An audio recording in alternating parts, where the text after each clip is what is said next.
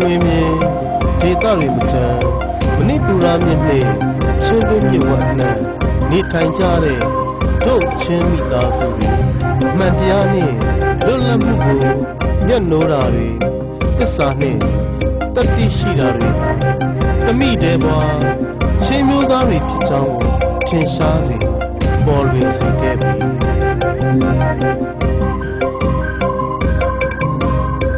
ငြိမ်းချမ်းရေးအတွက်ခိုင်ခိုင်ခန့်ခန့်ရပ်တည်ခဲ့တဲ့တို့ရဲ့သမိုင်းဒီဆလာကောင်းတွေကိုထိမ့်သိမ်းရင်တာယာတော့မဲ့ဘဝသစ်စီကိုအာမန်တစ်တွေနဲ့ရှောက်လန်းကြမယ်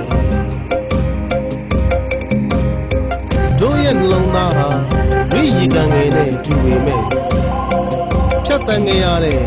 တို့ရဲ့ဘဝကတော့နိပူရမြင့်နေ